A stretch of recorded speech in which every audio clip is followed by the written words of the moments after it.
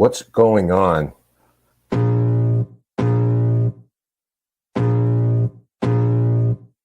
I can feel the blood creeping up from the heathens. Got will, got fight, got pride, got reason. If they wanna go eat, then you know I'm gon' feed them. If you're coming for me, hope you're ready for a demon. I got eyes in the back of my head, I'm seeing. Take me for granted and you know I'm leaving. I'ma take what's mine with the webs I'm weaving. I could take this crowd from seeing to believing. Got a taste for blood and my tongue keeps bleeding. From the words I spit, so sharp, so freezing, so cold. Behold, frostbite they feeling. I could tear you apart or I could go heal them. Don't believe in fate, don't believe in ceilings. I just need a taste and my mind starts feeling. I don't pace myself, I grind on kneeling. Got lust for change, I just love the feeling.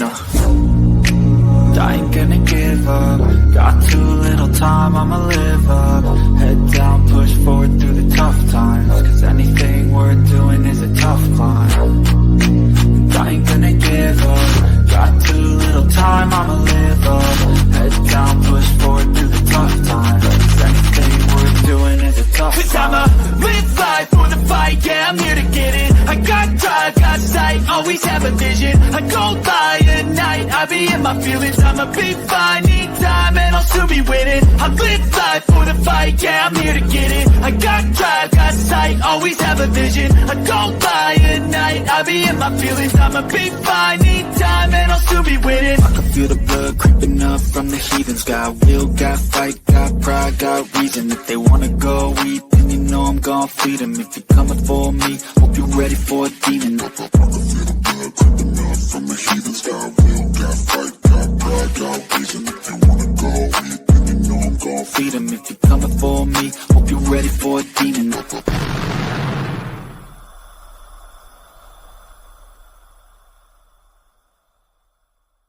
Ladies and gentlemen, good evening. Thanks for joining us again here on Dead Air Live. And, well, although not live, it's a pre-record. It is our Sunday night presentation to all of you. And we have done it again. We have jumped across the pond. We tend to be doing that a lot more lately. Well, just because they've got better accents than we do. But we're so happy to have Mr. Waybe Seaden join us this evening. Mr. Spookinary. Well, Spooky is your nickname, correct?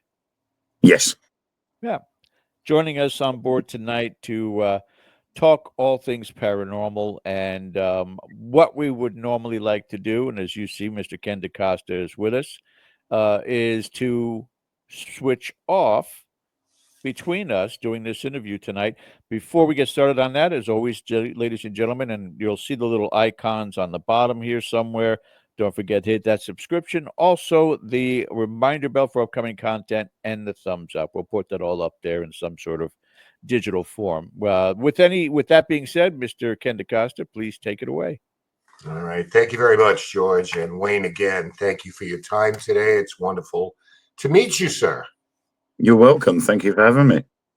Well, I guess we'll start right from the beginning. We'll keep this very elementary in terms of, as someone who is a psychic, when did you come to this realization in your life, and how did you begin to navigate those things? Was this something that you became aware of as a young lad by some chance? Yes. It started when I was around 6 years old. My grandfather was, he used to work in a shipyard. He was the foreman, and it was his responsibility at the end of the day to check all of the cranes had their hooks all put back in, and all the materials were stacked properly. And unfortunately, he was involved in an accident, and that took his life. And for about 6 months after that, I could swear blind that I was seeing him in my room. And child psychologists had all said, it could be an imaginary friend. And my mother then actually recorded the conversations I was having with this said person, because we weren't too sure who it was to start off with. I kept saying it was my granddad. Nobody else would believe me. And until she looked back at the recording, she actually discovered I was talking to my granddad, and it upset her quite a bit. And then everybody automatically said it's because he misses him so much. Mm-hmm. But straight away, it went away from the fact that I was having a full-blown conversation, not just little bits of questions here and there. It was a full-blown conversation. And from that moment onwards, I could always walk into a place and feel that something wasn't right, that there was something there. Mm-hmm. And I'm on a popular belief that as a child, when you get older, your mind closes itself off due to education and outside influences. If you're not closed off by these influences, your mind remains open, and that ability can remain. And with me, I was starting to get that outside influence, and it sort of pushed it to the back burner. And for the best part of 20 years, I never used what ability I had, but I still felt a bit strange going into certain buildings or certain areas. Things just didn't feel right.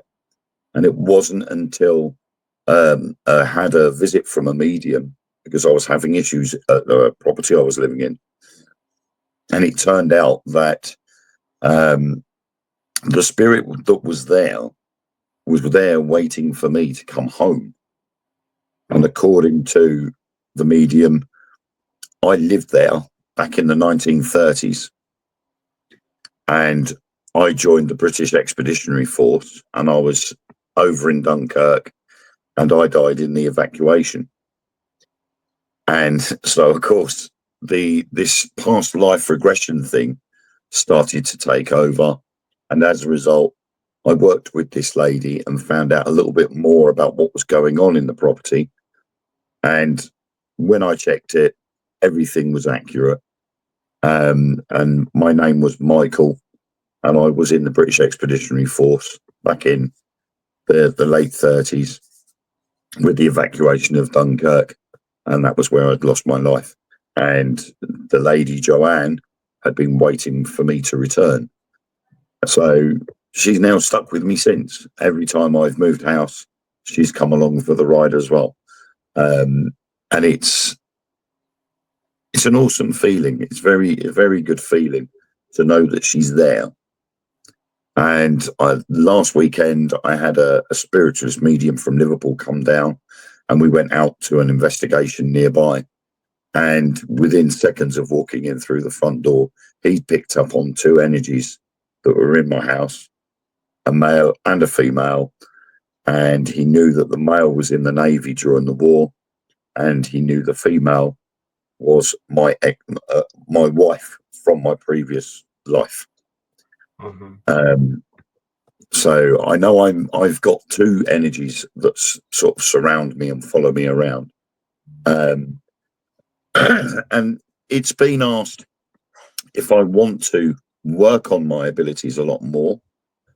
But the problem is, for what I do, I'd rather be not so much onto the mediumship side.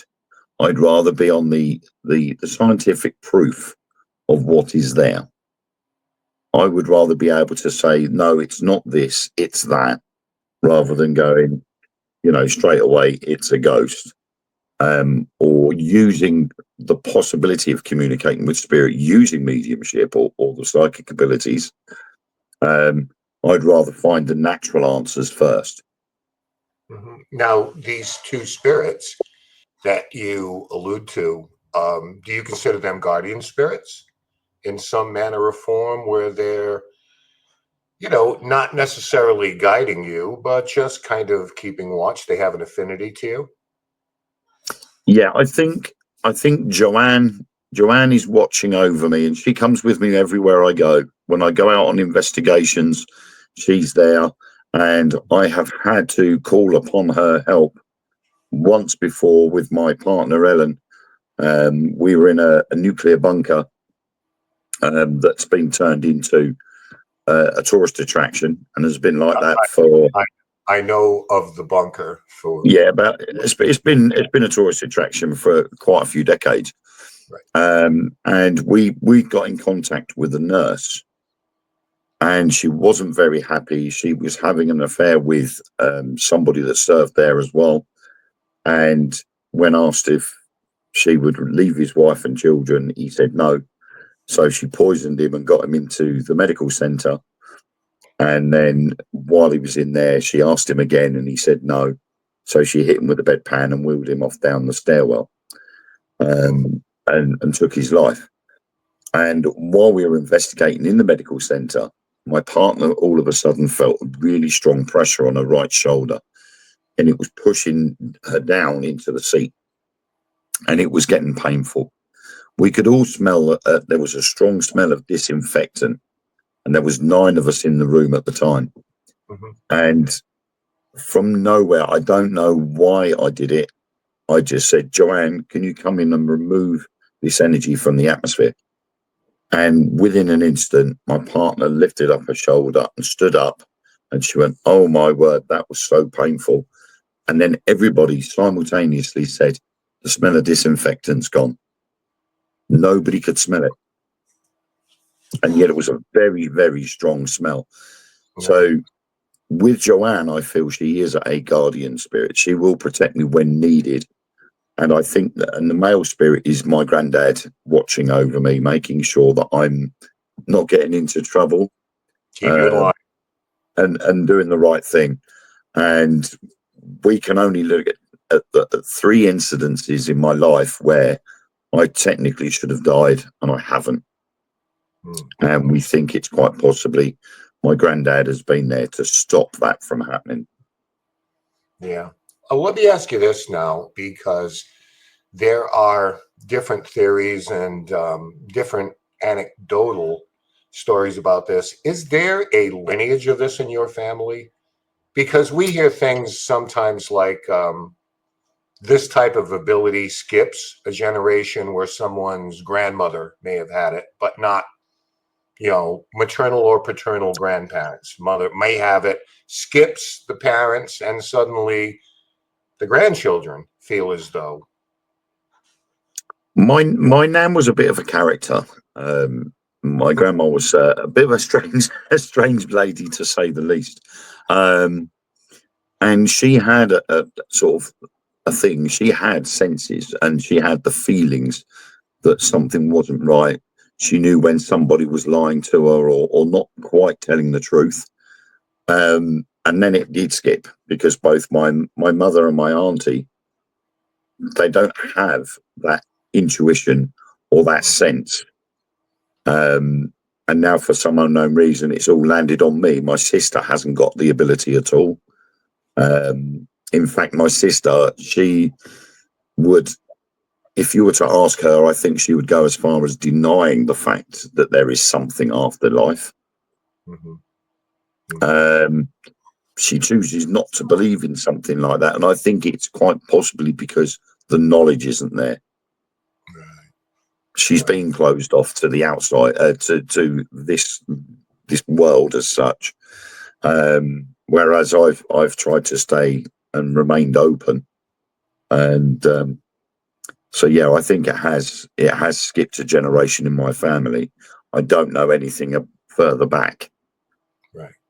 But that falls along those lines. So, I mean, Yeah. existential question here is someone who has communication and not knowing what type of conversations you may have had privately. Is there anything that leads you to be able to state what form spirits take?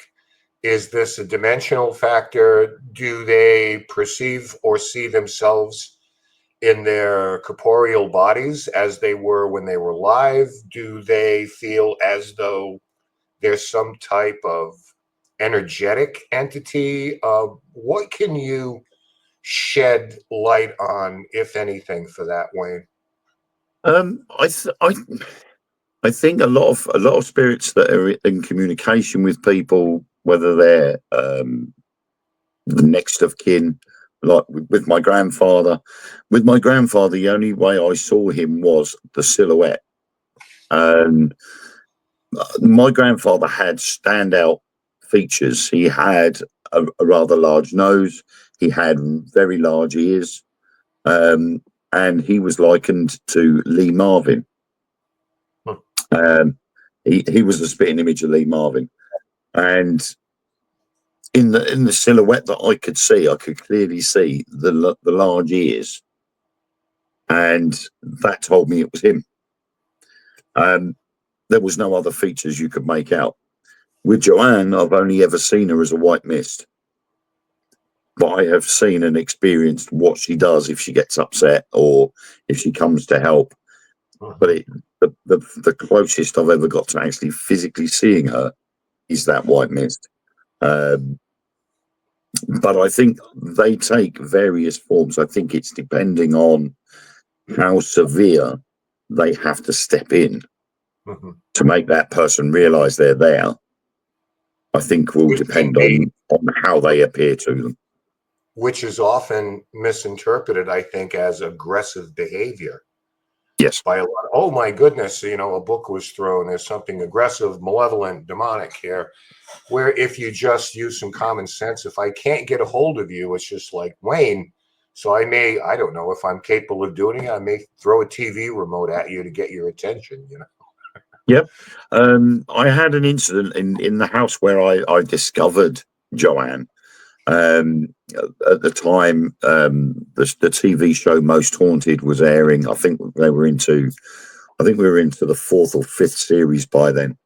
And I'd said to my lodger that was staying with us at the time, which was just so happened to be my third cousin, and I said to her, I said, "Oh, you'll like this episode. This is really good." And she went, "Oh, I don't believe in ghosts." And as she opened up the cupboard door in the kitchen, a can of spaghetti and tomato sauce got thrown at her. And it literally shot past her head, bounced off the room, the wall behind her in the kitchen, and landed back in the middle of the kitchen floor. And it was standing upright, so you could actually read the word spaghetti on the tin.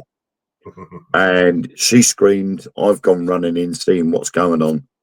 And she's just white as a sheet. And she said that can of spaghetti flew out the cupboard. Now it's a 20-foot distance from the cupboard to the wall. And I measured my scientific side, measured the height from the floor to where it was standing on the shelf, and from the floor to the dent in the wall that it made. And it was exactly 6 foot. So this pan of spaghetti had gone in a straight line, straight across the kitchen. And we know scientifically gravity dictates that can of spaghetti should have dropped and should have hit the floor before it got to the other side of the kitchen. This didn't. Apparently it was propelled. Yeah, so I think Joanne was angry at the fact that my cousin had said, "I don't believe in ghosts." And then a few months later, it happened again. But this time she was opening the fridge door. I at first said, it's too close to the fridge door. You've opened the door and it's dragged the plate out and the plate's hit the floor and broken. The only problem was there was a tub of sweet and sour sauce on top of this plate of food. Yet when she reopened the fridge door, that tub of sweet and sour sauce was still sitting on the shelf. And she said when she opened the door, the plate came flying at her and the sweet and sour sauce was still sitting on the shelf. It's amazing. That's 2 weeks. We have a disbeliever here, Wayne. I'll take care of this, and my apologies for the mess. Right? Yeah. 2 weeks later, she moved out. She didn't last long after that, and we haven't really spoken much since. But I've had another lodger move in there since then, and he actually saw Joanne. He saw the white mist standing in the doorway to his room, and he turned around and said, "I'm sorry, Joanne, you've got the wrong room. He's the next one over." And the mist just literally moved out of his doorway and went straight through into my bedroom. And so I'm like, that sort of confirmed everything for me a lot more, because I wasn't just going to take this spiritualist medium's word for it. that these were happening, because up until that point, nothing was. It was the keys would be in one place instead of where I'd put them. And I thought it was just me, but it was happening too regularly. And I'm thinking, I can't be losing my mind. I was 30 years old. I couldn't be, getting something that would make me forget. And the lady turned around and said, no, that was Joanne telling you that she's there by moving things around the house. And so obviously I had to take it and just agree with it. But obviously since then, I now get notified. I get told when she's coming. I get headaches in the weirdest of places. I normally get them at the top of my neck. And I only get that when I know when Joanne's going to be about. Yeah. I don't get a headache anywhere else when she's going to be around. I don't know if there's a definitive answer to this, Wayne, but this is something that's puzzled investigators for a very, very long time, psychic researchers and so forth. The amount of energy that has to be expended in order to manipulate physical objects, in this case, that plate. Yep. Is there any insight that you can give in your experiences that people naturally assume that must be a tremendous amount of energy that it takes to do that. And I've always been like, well, is it? Is it really? So what do you think about object manipulation and how much energy is expended, or what a drain that is? Because it just seems to be a topic, take it out of my batteries, take it out of my body if you need energy, which I don't suggest anyone does, but nonetheless, here we are. Right. Yeah. On that side of things, I'll go out investigating, and when my events company are out there investigating with the general public, my sense of humor takes over, and I'm a strong believer that positive energy makes all the difference. It's stronger than negative energy, and that if you've got a group of 10 people, they're all laughing, having fun and enjoying themselves, and then you get down to the seriousness of actually investigating, you've already built up that energy. And that energy enables the spirit to absorb that a lot easier. And yes, we do say to people, if you want the spell of protection so that spirit can't affect you or drain your energy too much, we can do that. We have a person here that knows how to do it. But otherwise, we will say, spirit, use our energy, use our gadgets and our batteries, take the energy where you need it. 9 times out of 10, we don't need to, because we've sort of broken that stalemate by having fun first and building that energy up. When you get to things like Ouija boards or spirit boards, people look at it, and I really do hate it when people turn around and go, no, I won't touch them, they're nasty. Because I know the history of Ouija boards, I then straight away turn around to people and say, you do realize it was invented as a board game for children. Yes. It has then been taken on by mediums during the First World War to allow people to communicate with the deceased. And it just carried on until Hollywood got their hands on it. And then as soon as Hollywood got their hands on it, movies and TV shows about Ouija boards being nasty took over. And that puts the fear into people. But I said to them, as long as you open and close the board properly, it will never be an issue. But people go, oh, but I've done a Ouija board on my own and nothing happened. And I'm like, it won't happen, because there's not enough energy from just one person. If it does something, if something does happen while you as a single person on your own doing a Ouija board, then there 9 times out of 10, there's either a lot of energy which has been stored up in that area, and it's now about time to release that energy, or there is something negative in there that's already there. Right. So in general, we will just sort of have fun, crack jokes, do something silly to make everybody laugh, and that positive energy helps the event or the investigation go a lot better. Yeah, that is my experience as well, Wayne. Very, very much so. A couple of things I really want to touch on these so we don't lose track before I bring George in. First of all, a comment on the Ouija boards. We're sort of the X factor in that, because nowhere on the directions does it say take board, go to creepy cemetery, put candles on board, use pendulum. I mean, those are all constructs of ourselves, maybe to get that adrenaline rush or but it's certainly not what it's designed for, and intention is everything to me. Yeah. I wanted to know, because this is something that comes up quite a bit, and I'm sure it's the same way over in the UK as it is here in the States, where people claim to offer their services to cross spirits over. And there's a couple of schools of thought on this. One school of thought is, who are we to tell anybody to move on? Yeah. There is another school of thought that says, well, there is something to be said about spirit rescue. So I suppose it's determining which is which, because I always like to think spirits have free will. They're here of their own volition because they choose to come here. So I don't know how often, I don't have any empirical data, that states 20% of the spirits that are here are trapped.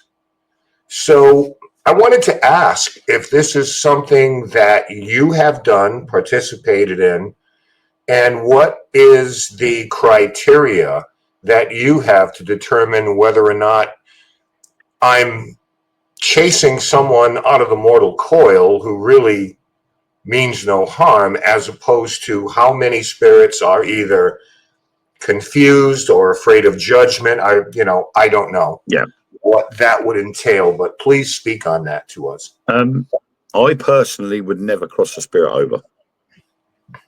I don't agree with it. Like you say, I think a lot of spirit have their own free will. They're there for a reason. They're there for a purpose.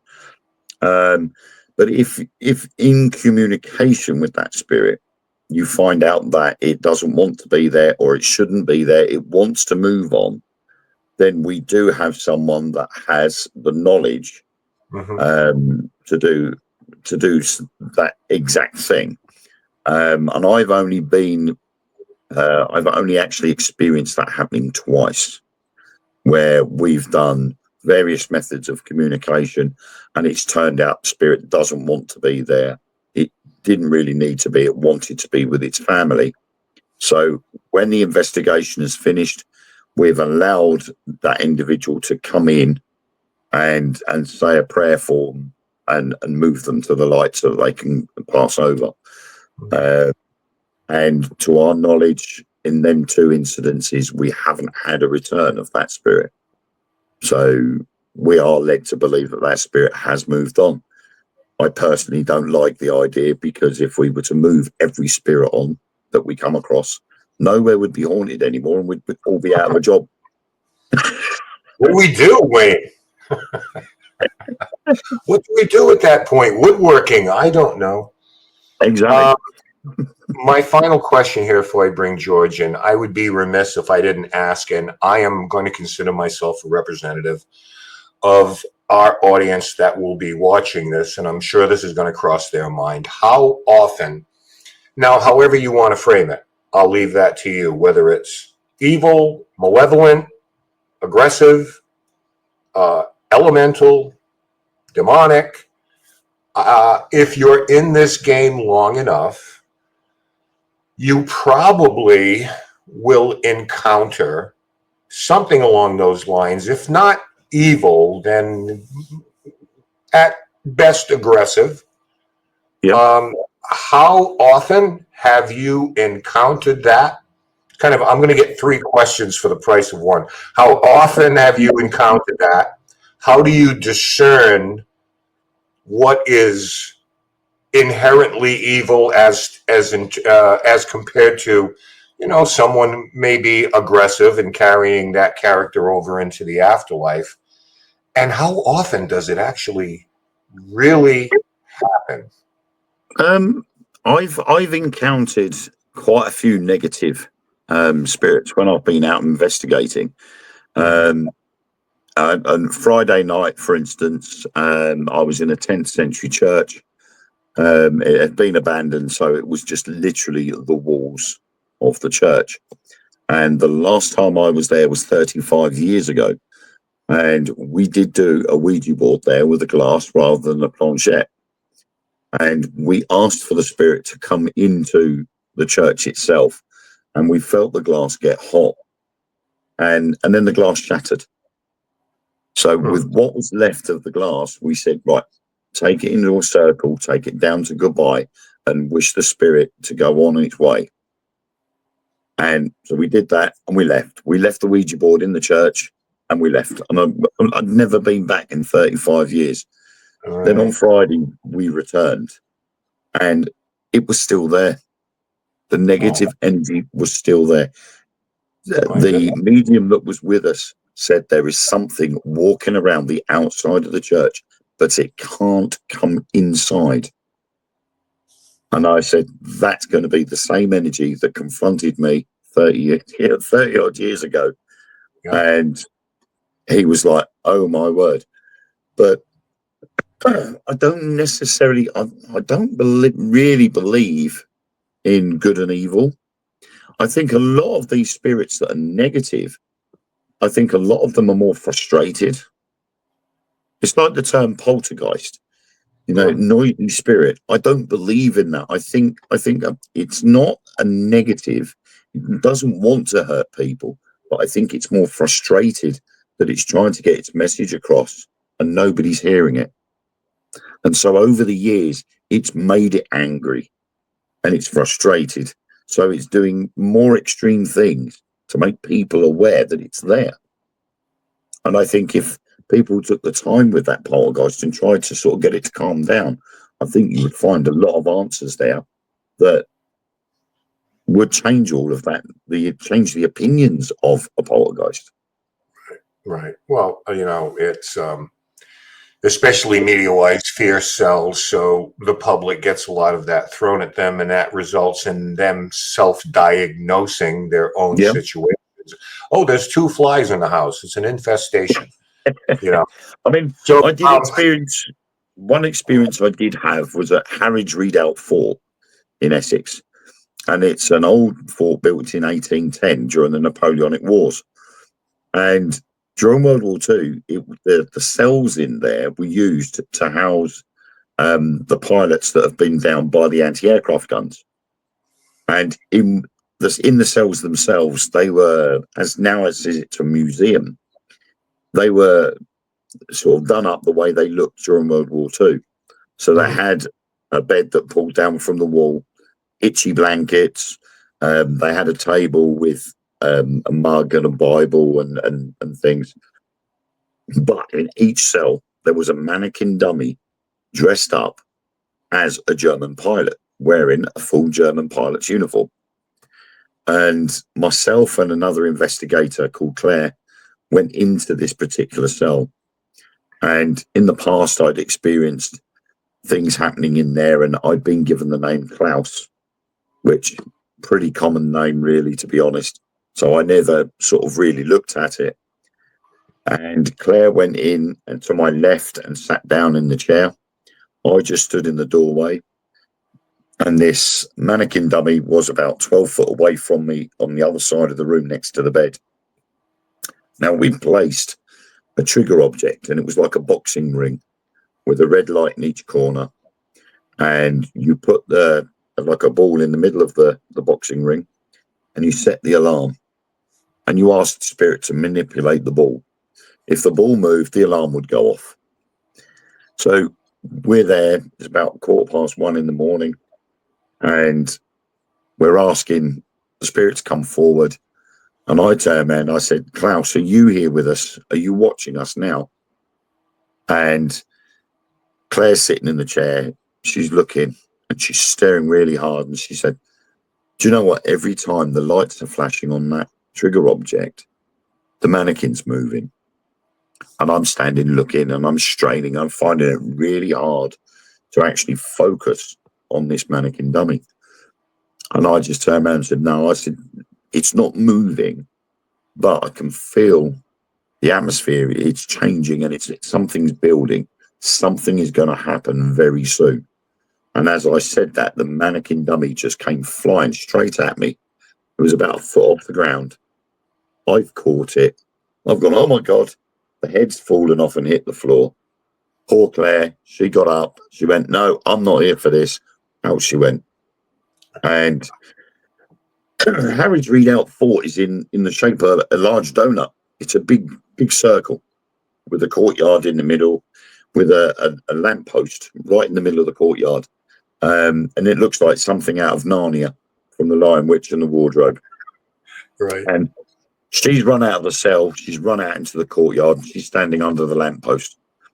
And I've gone, would somebody I'm shouting out to people, can someone help me, please?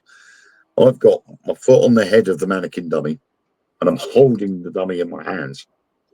And 3 team members come in, and they said, we were in the 3rd cell further down, and we heard the commotion. We've got it on video. So I'm like, we need to look at it. Now, they were doing dowsing rods, and they were saying, if there's a spirit in here, can you please do something? Can you cross the rods to let us know you're here? And as the rods crossed over, you hear Claire say, oh, I'm not here for this. And as they turned the camera to look down the corridor, you see her run out into the courtyard, and this little white ball of light floated off down out the corridor after her.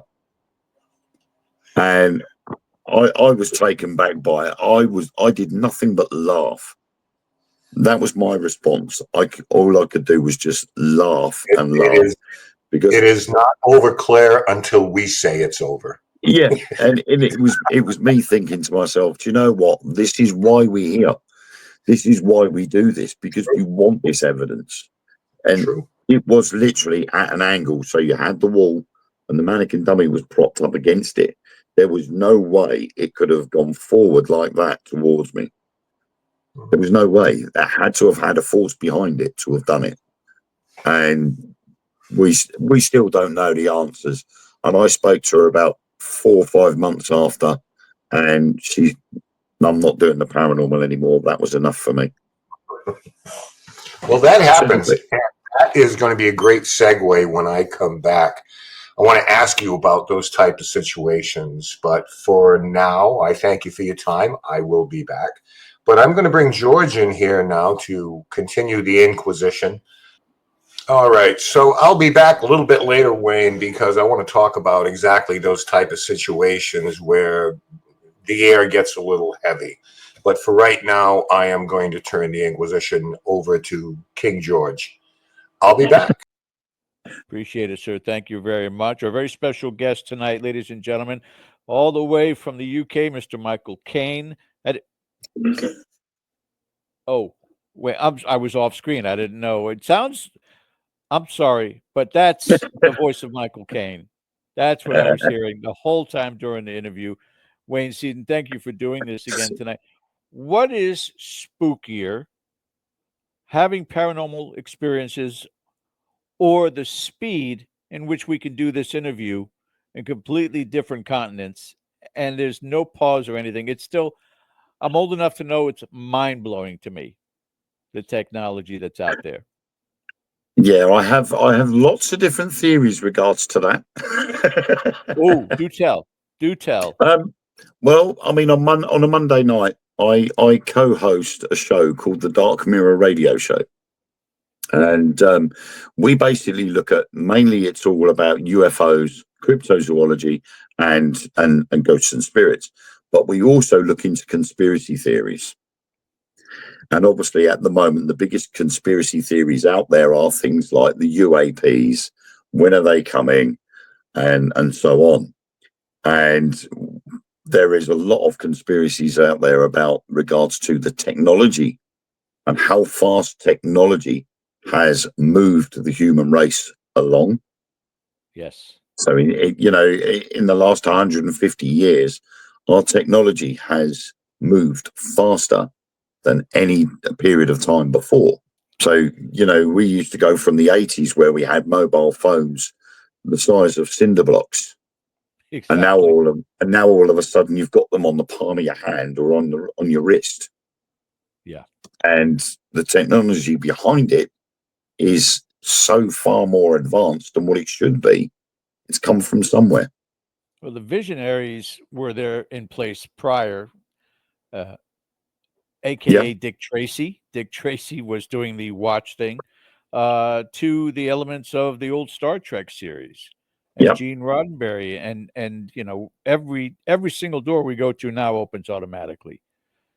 But in Yes. the 80s, none of that was going on. You were still pushing doors open. So, yeah, and you wonder how much of it that we look at that we deem convenient is just making us lazier and lazier as a species, but Yes. I pointed out to somebody a couple of weeks ago, actually, the film Wall-E with the little robot that goes around clearing up the earth, and he finds a plant. yeah, And I turned around to this person and I said, when you look at how the human race has become so far, it wouldn't be too difficult to look at that being how we're going to become in the future, because we're becoming so dependent on technology now that when yes, it's needed, we're not going to have the power to do anything. And when you looked at the film and you see all these large people floating around on hoverboards and not physically doing anything because they're being served by robots, that it was a bit alarming, because I was looking at it and going, look, we've got climate crisis or global warming or whatever anybody wants to call it going on, that we are rendering this planet useless to us unless we do something about it now. And yes. they'd obviously passed that point, so they left Earth. But they became so lazy and incomplacent that their lives and their evolution changed to go with it. And that's how we're becoming now. When you look at going into a supermarket, we are just scanning the product. We're paying with our card, just scanning that and walking out, loading the car up and going home. Or if you want to be even lazier and not physically go out, you can order it online. So it Correct. comes to your door. And, it's taking away being a human being by being able to rely on technology to place your orders into things and stuff like that. It's taken away being a human. You're not Let's physically doing anything. no, but and let's take that segue into what we get ourselves involved in, which is the paranormal investigating, and what we used to go out with, which was what? It was a camera, it was a flashlight, and if you were lucky, a tape recorder, cassette or otherwise, to where we are now, where it's beeps and flashes and just a whole bunch of things dancing around for the entertainment value for it. But Yeah. do you think it's taking away from the organic of what it is that we do? We're relying on that instead of the best piece of equipment that we have with us, which is us. Yeah. I have many arguments with my director at Truth Beyond Paranormal, because she likes applications. So she will download an application onto an iPad, a laptop, or a mobile phone, and she'll go, we're going to use this, we'll do that, we'll do this. And I'm like, can we not use applications? I don't like mobile phone applications. I do have a couple, but I would only use them in extreme circumstances.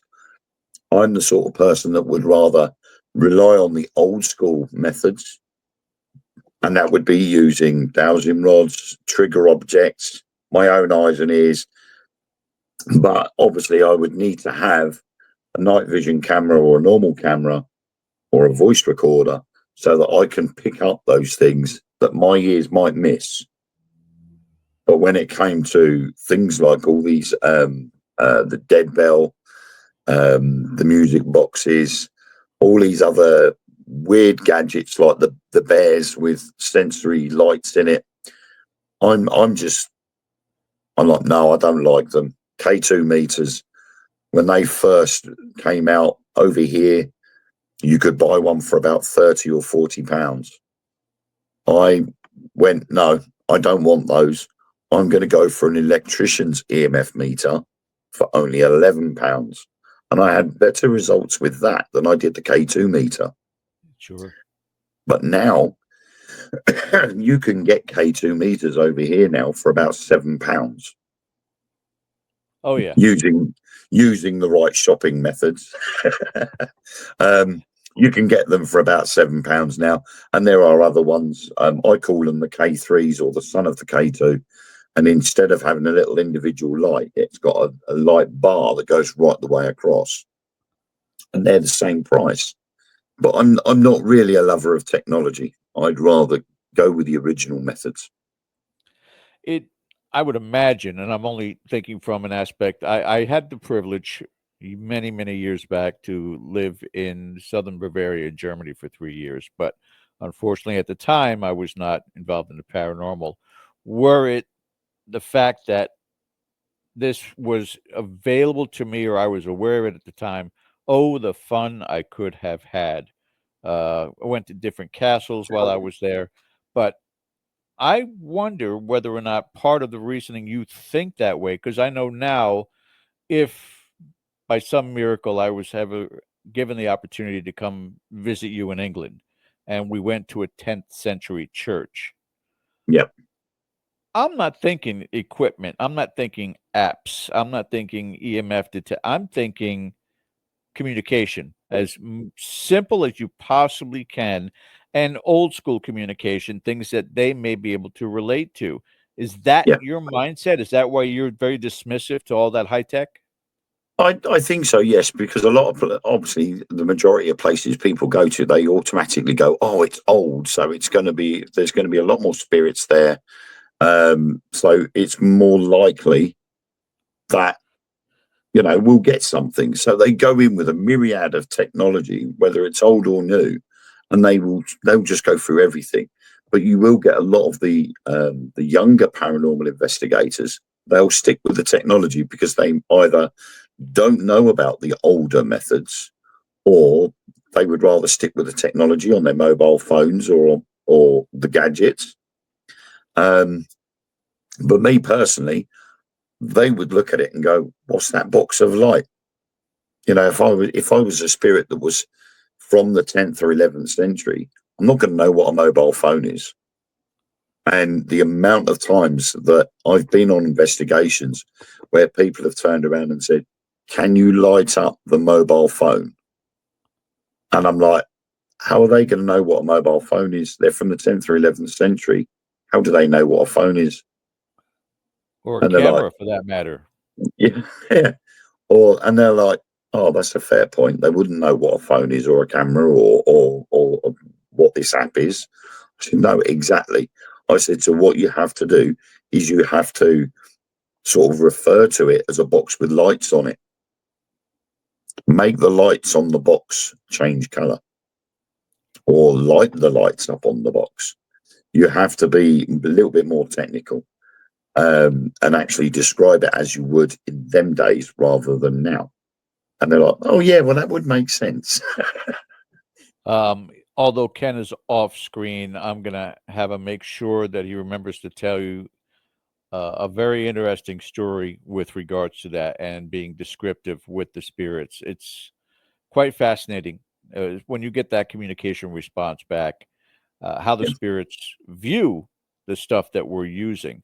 Now, I could possibly say, yes, if you went into a haunted, abandoned orphanage filled with the spirits of kids, sick kids, maybe from tuberculosis, maybe the lights, the sounds, the teddy bears that light up, those might be fascinating for those kids. But, a stoic monk, it's just not going to grab onto that type of Yeah. technology. So that's not going to I happen think that way.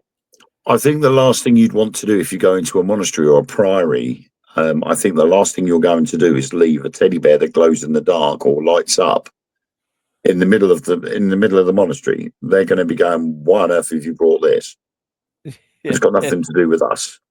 And is it a device of Satan? You know, Yeah, just it, you have to think in different terms. You can't think in 21st century or 20th century terms. And too many investigators just don't. I think they're nose deaf to what it is they're communicating with. And it's a shame because yeah, there's so much to experience and learn, and they don't want to go down that. They want the scare factor, as you talked about, yeah. including those who decide I'm going to be under the influence of something while I'm investigating to enhance that experience. And it's dangerous road to go down.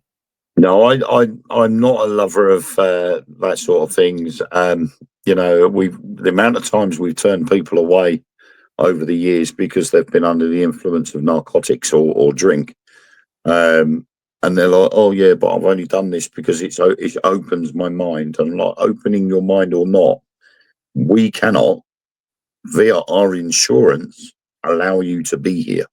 Yes. Our insurance company will not allow anybody under the influence of drink or drugs to be on an event, because they're a liability to others as well as themselves. So we have the duty of care towards them, and for their own safety, we say, "No, you're not coming in." Um, I I don't know. I mean, I do sort of partly see, because obviously it goes back to ancient times where Indians and the Native American Indians would have used something or the other to experience their spirit animal or their spirit guide. You're talking peyote But and things of that sort, right? yeah, so I don't, you know, I'm not sure. I think it's probably because the way I see it is it's quite possible they've lost the ability to communicate with that spirit that's supposed to be guiding them. And that, again, like I said earlier on, to Ken, was that we close our mind off when we get older. Outside influences close our minds off. The order of life gets involved, and our minds shut off from what we experience as children, and therefore we end up part of the system. And it's only those that have managed to sort of keep in touch with that and be more open-minded and gone, "Do you know what? I'm not going to listen to what they say. I will do my own thing."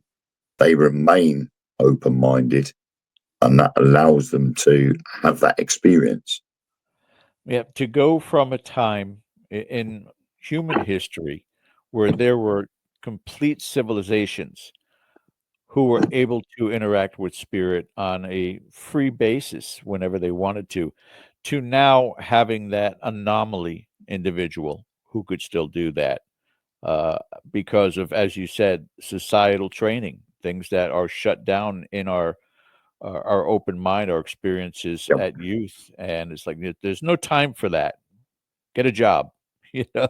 There's Yeah. no time for that. Go to school, and it's a shame in the matter that we don't have that discovery nature about us anymore. It's just, it's the daily grind, it's the commercialism, it's the capitalism of what it is that we do that we Yes. have completely lost touch with that connection with everything around us and everyone around us as well.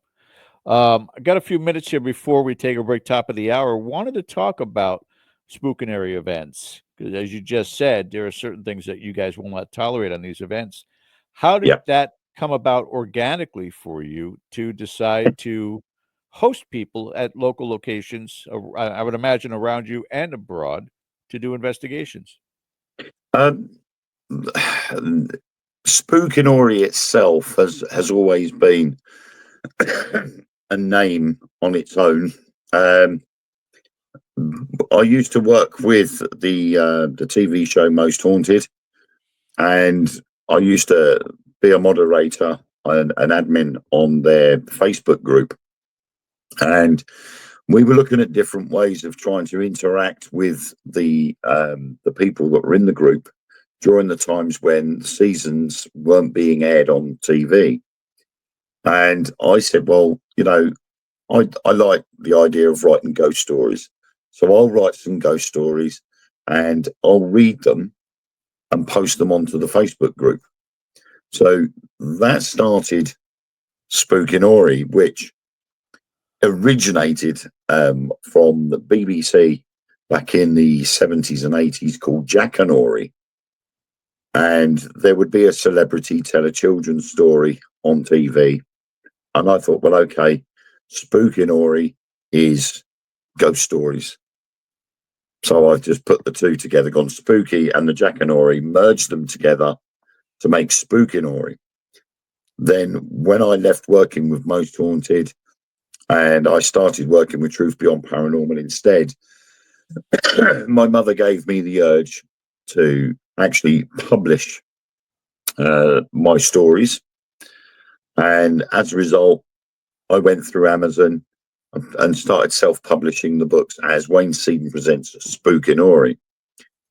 And then as an offshoot of that, because there was quite a nice little following of people that had followed me from the Most Haunted days right the way through, I then created the group and then on to Spookinori events, so that all those people that listened to me reading the ghost stories or commenting on things were able to come out with us and actually experience what we experience.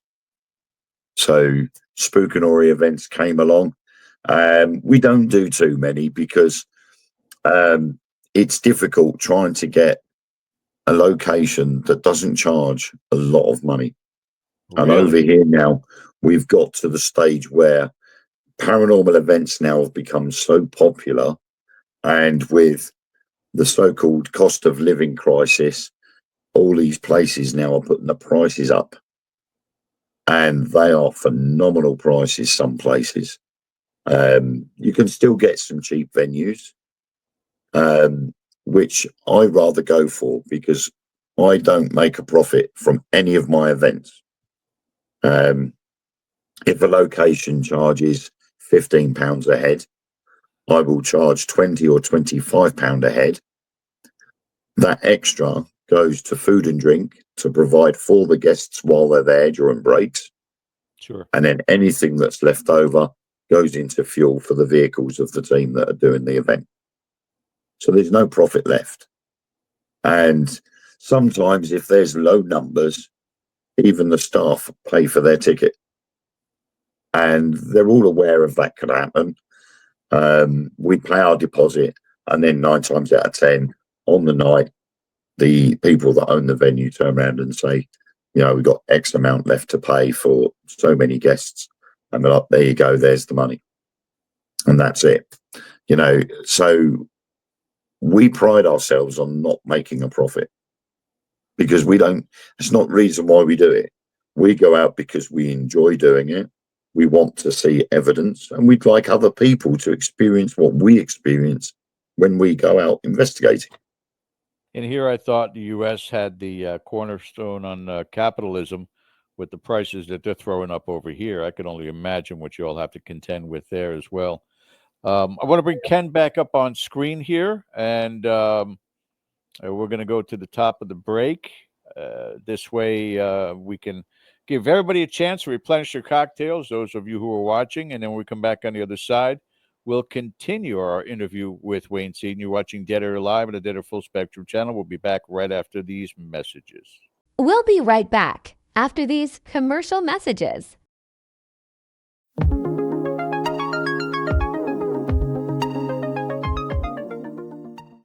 Now showing on Dead Air Full Spectrum YouTube channel.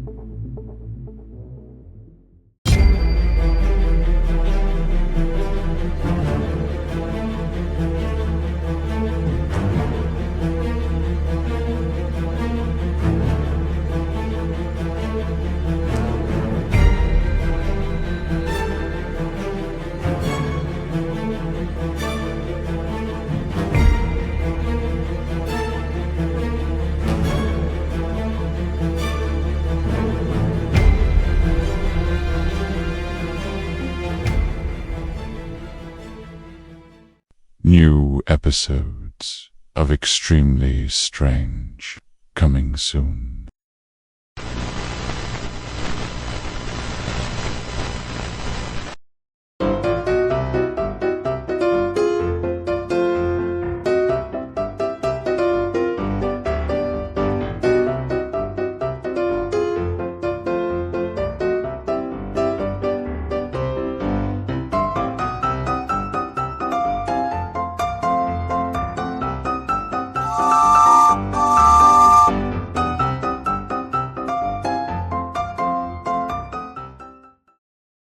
Every alternate Thursday on our channel.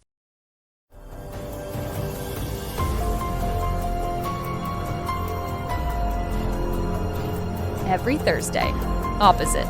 Well, that was weird.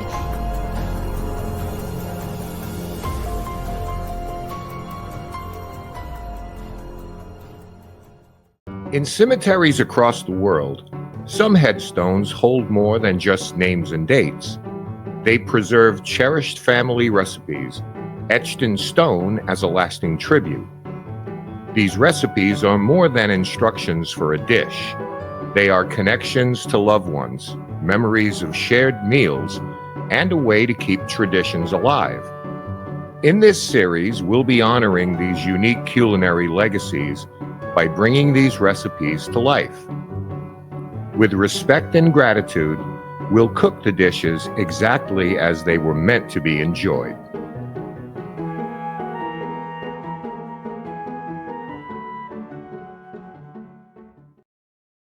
New episodes of Last Bite coming soon.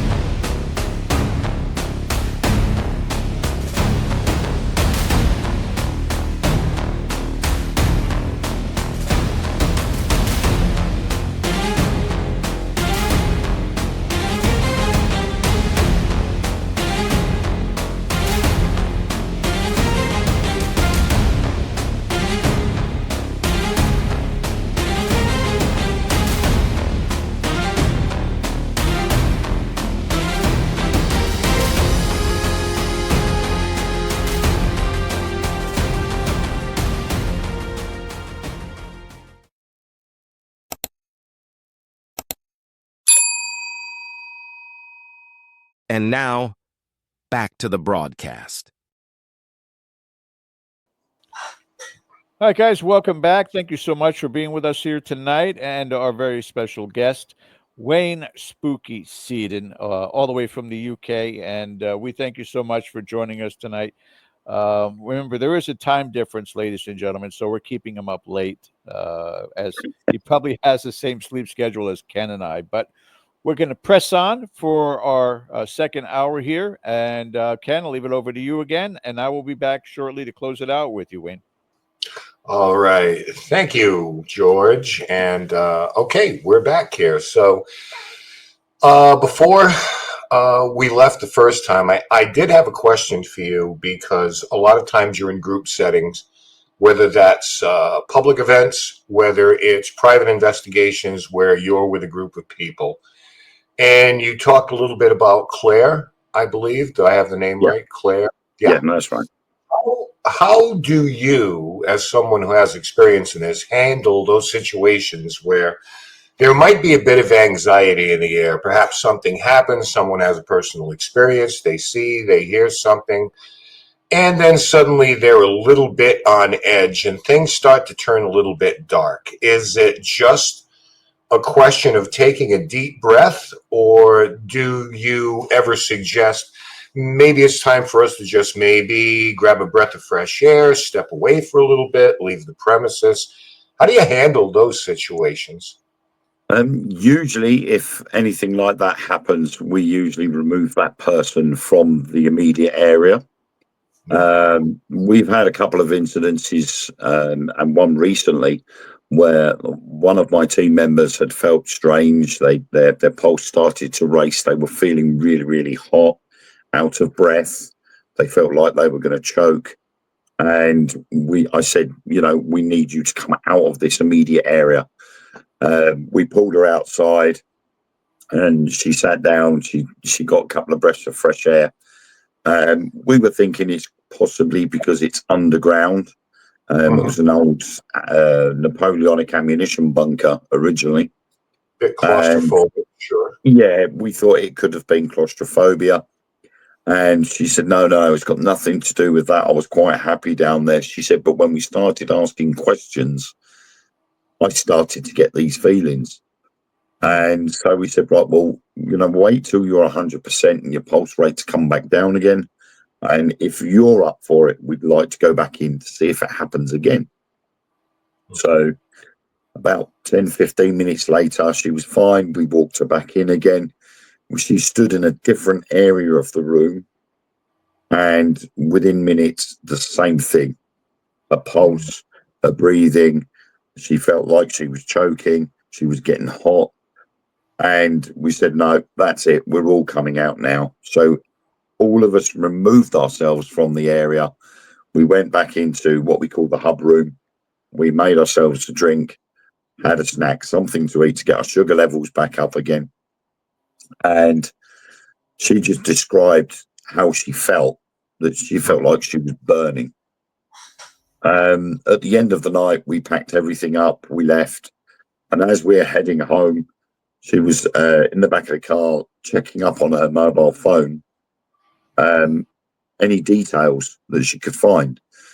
And it had turned out that in that particular room, in the ammunition storage area, a Chinese man had gone missing from his home, and he was found with his body was burnt to death inside that room. And their main cause of death was asphyxiation through smoke inhalation and a heart attack. He apparently, from what they've gathered from the evidence provided, he was camping out in there and he'd taken a bottle of white spirits with him, and he'd accidentally got covered in the white spirit, and he'd set fire to himself by accident, and he burnt to death. He wasn't found for another 3 months, so his body laid there for 3 months after he went missing. And we said to her, that's what you were feeling. That was how he felt. He was passing those emotions and those feelings onto you because you were open enough to receive it. Yeah, well, that was going to be my question, Wayne. Do you think it was a question of this individual maybe being empathic and not understanding that idea, or were they targeted? And I don't necessarily mean targeted in a bad way, but you may have just answered that, where she was receptive to this. I think she was the most open-minded than all of us, and she was probably the easiest target to convey those feelings to. And originally, she was the original position she was standing in the room was the exact spot that he had passed. So we reckon that was literally because she was more open-minded at the time. For him to pass those feelings on. But we did go back. We have returned there a number of times since. And the first thing she did when she went back down there was to say to this guy, his name was Ken. And she went down there and she said she said a few words and said, Ken, I know you're here now, but please don't put that feeling on me again. And it's never returned. Fair. That's fair. Along those lines, let me ask you this. When you're going into a location, and I'm talking about you as an investigator now, is there any process you go to for preparation? Like a lot of people will say, well, maybe they say a prayer. Maybe I'm not talking about anything ritualistic. Could be mental, psychological. Yeah. In terms of someone who's sensitive to these things. What is your game day, shall we say, program with preparing to go into these places? I just go in. I've never had the spell of protection. When we do events, we say to people, if you want the spell of protection, our member Sam here, she will read the prayer out for you. Anybody else that doesn't want it, you can go through. We do say to people, if you have a piece of obsidian or rose quartz with you, that may ward off anything negative happening to you. But in general, I don't believe in the spell of protection. If I want to experience something, having a spell of protection done is not going to allow me to experience something. The whole idea is you want to see spirit, you want to hear spirit. And if you've got a spell of protection covering you, you're not going to get that full experience. Yeah. So agree. I don't typically overburden myself. I just like to get as much information, historical background as possible, know who I may be dealing with and why. Yeah. And I'm fine. I'm absolutely fine with that. Okay, so you were talking with George a little bit ago about the language of technology, and I find that interesting because depending on where you are and who you're dealing with, if someone had passed in 2019, for example, I know they understand what a recorder is and all the rest of that. So beyond that, when you're dealing with another era, early 20th century, maybe late 19th century, you might start to recall or call into question recorders, and I like to describe them as phonograph records. Yeah. For example, I think they'll understand that, where a voice can be recorded. You listen to a song. We have the same technology. It's why it drives me crazy when contemporary investigators go into a place and tell the spirits that if you could make a sound for us, that would be really cool. And I could imagine spirits like, well, I don't want it to be cool. I'm very comfortable right now, temperature-wise. And, so the vernacular changes. It's the same thing with contractions. When I think there's an EVP that has a contraction in it, that signals to me a certain time frame. Contractions were used back in the 1800s, but there's a line of delineation between when they came into language and not. So I like to ask spirits to illuminate a device, or I may call a flashlight a torch, or, I'm trying to put myself as best I can in that particular era.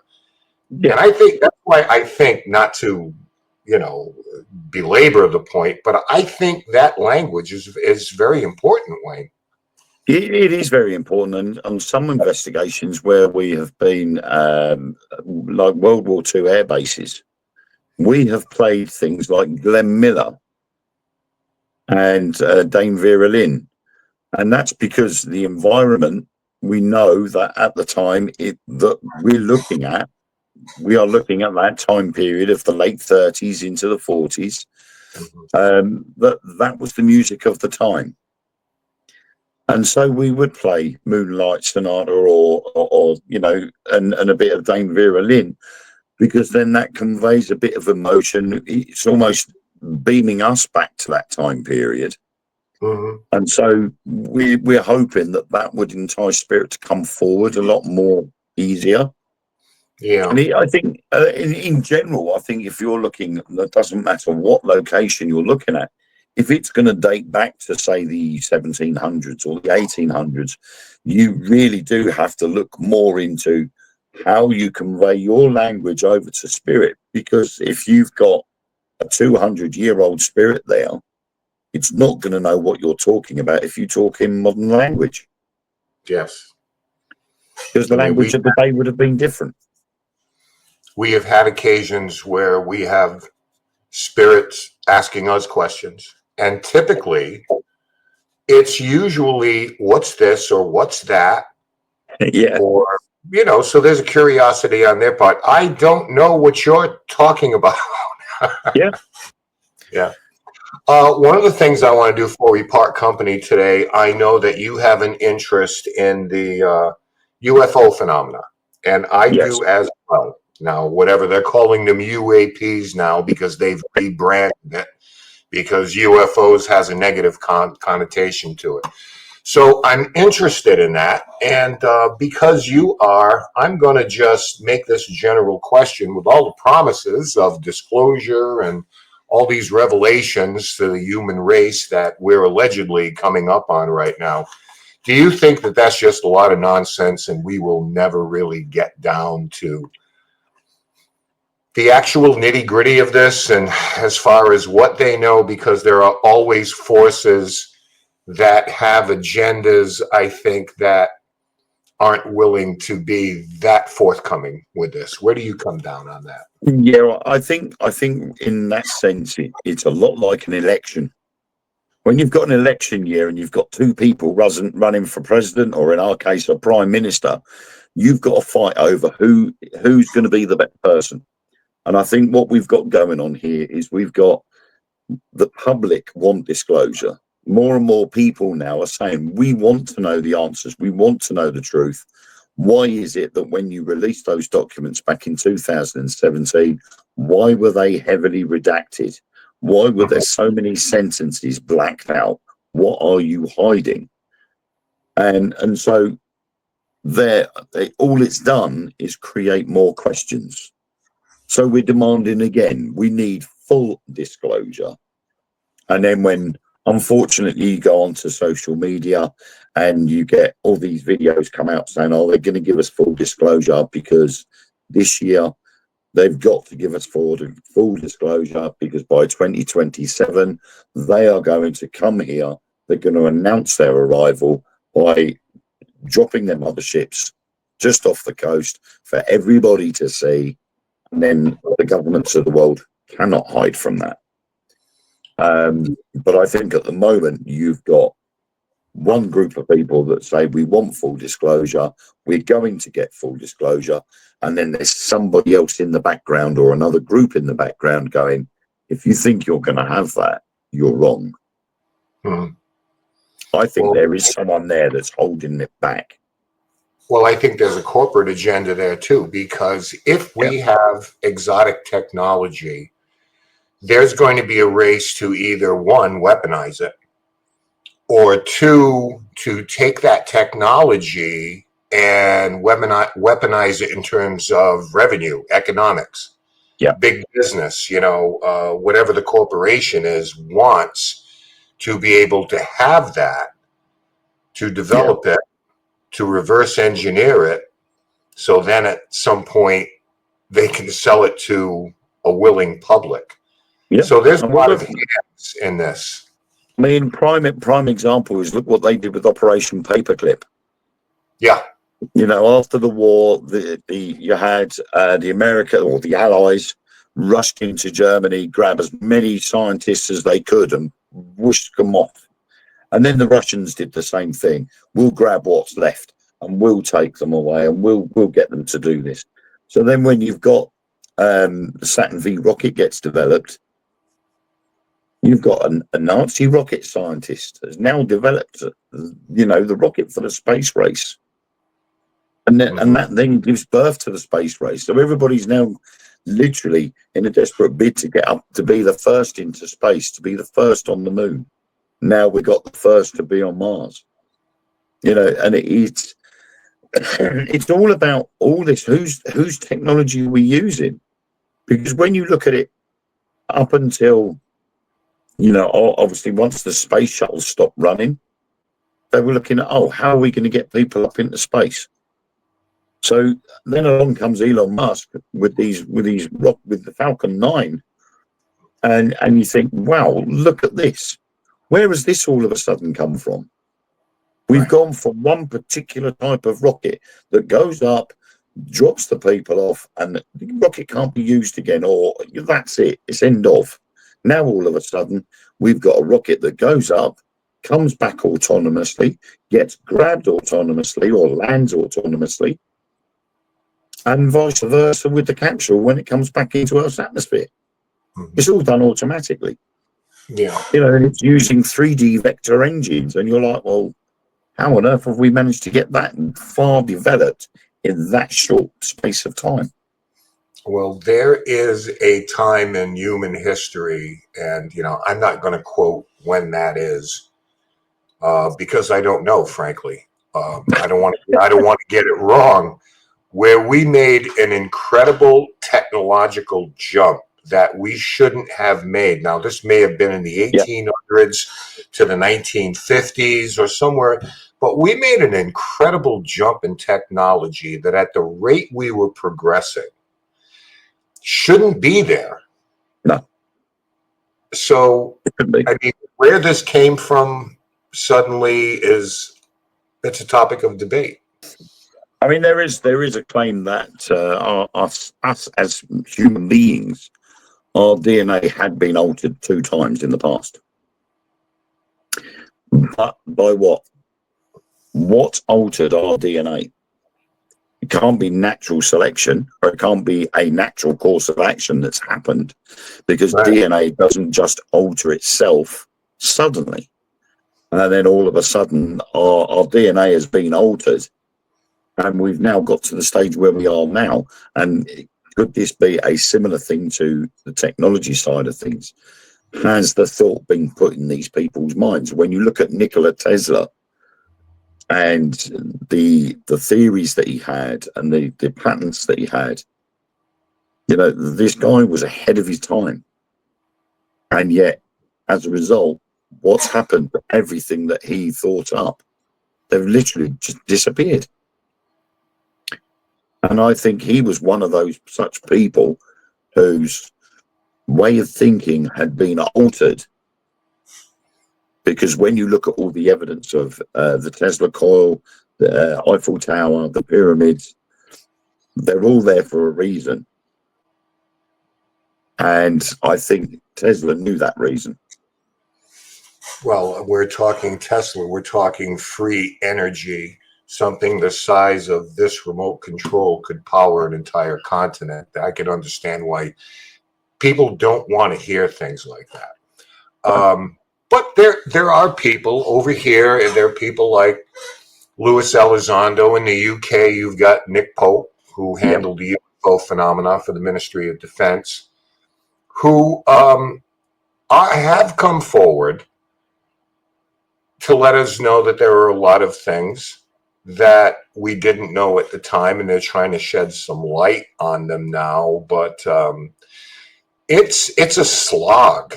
I mean, it is like pulling a heavy weight along the grass. Yeah, and it is very difficult. I mean, you must know about the Rendlesham Forest incident in the 80s. Actually, to be honest with you, I think that is one of the 3.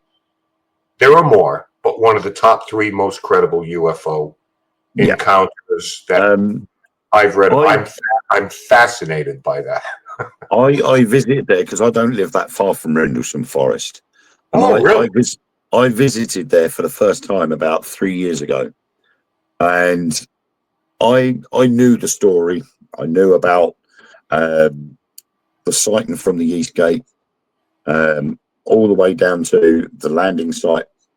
The fact that one of the men had actually physically touched it and got the binary code come up in his site. Yeah, that was Jim.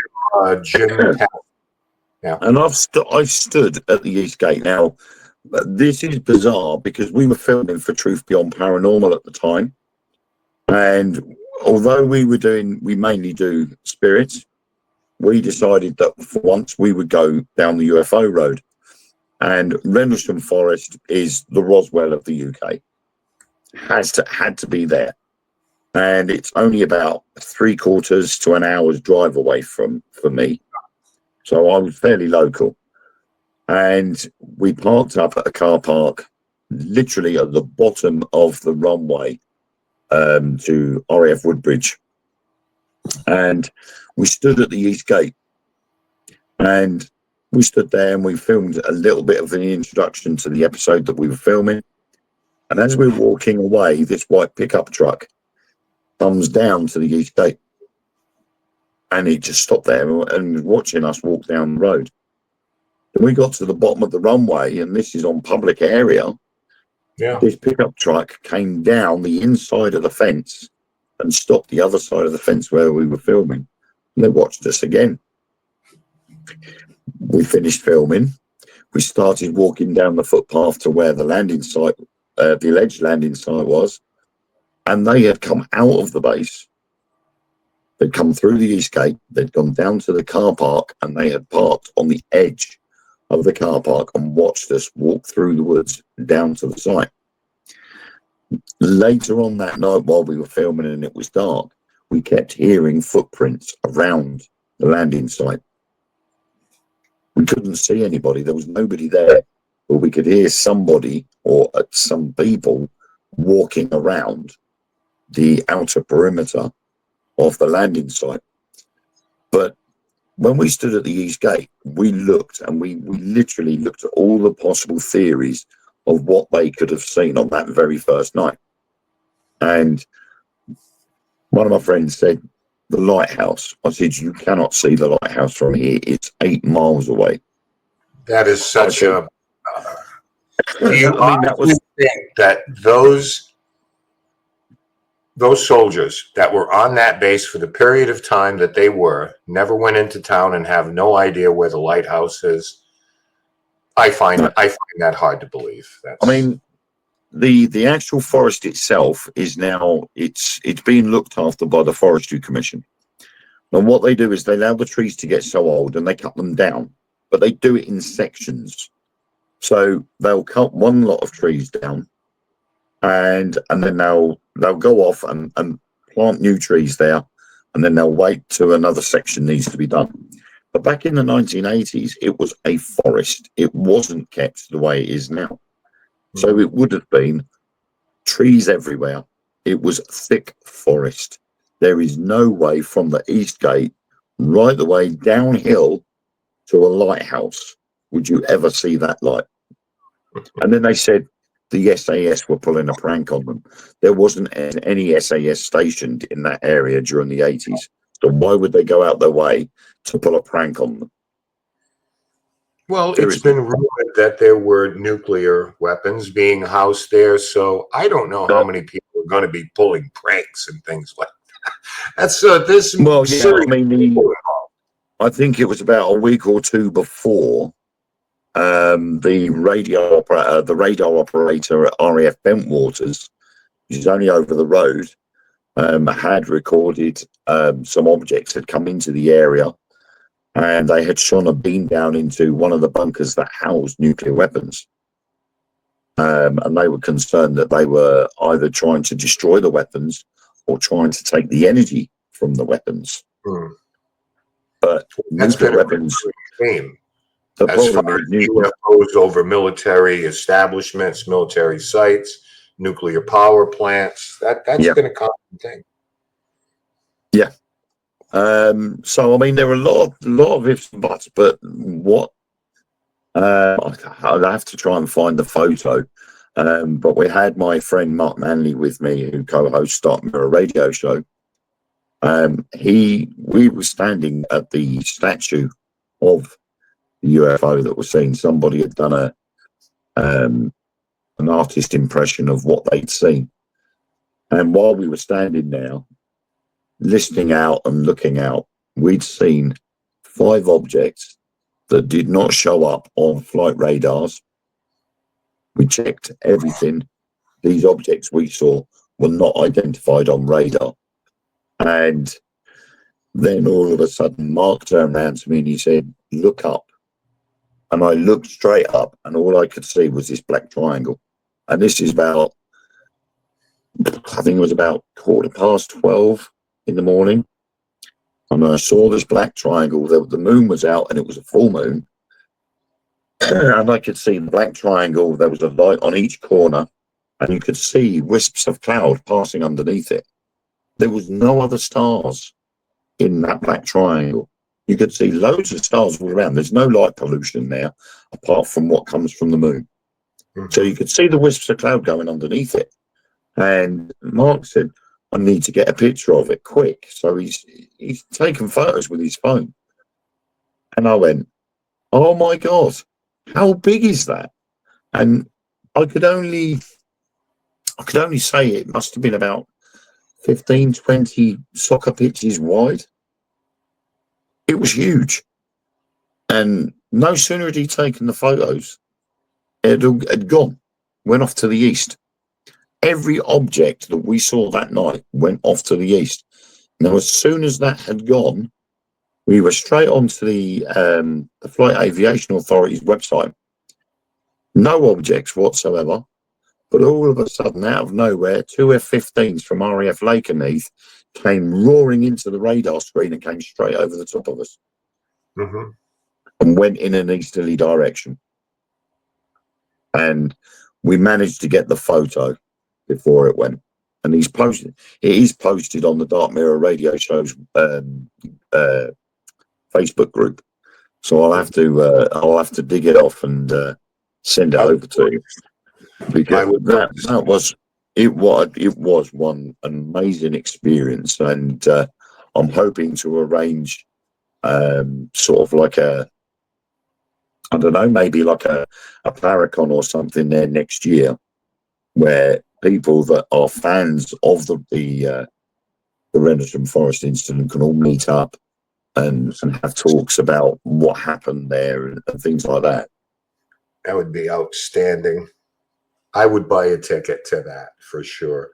So let's put a bow on this as far as the UAPs with your opinion. Is this case of extraterrestrial vehicles, military black ops projects? Let's put aside astronomical things for a minute. Naturally occurring things, clouds, stars. Putting all that aside, there is something in the air. Pilots are reporting it now. And it's dangerously close to commercial air routes. There have been, we'll call them near hits, not near misses, but near hits. Is it a combination of all of the above, Wayne? What do you think's flying around the atmosphere? I think it is. I do honestly believe that our governments have obtained technology from crashed UAPs, and they have reverse engineered them to suit their own agenda. And I think that's where things like the stealth technology has originated from. I don't think it's something we've created. I think it's something we've discovered using the technology that has been reverse engineered. Because obviously, how could you turn around and say we've just recovered a crashed UFO from Roswell, New Mexico, and then all of a sudden change your tune and say it's not, it was a downed weather balloon?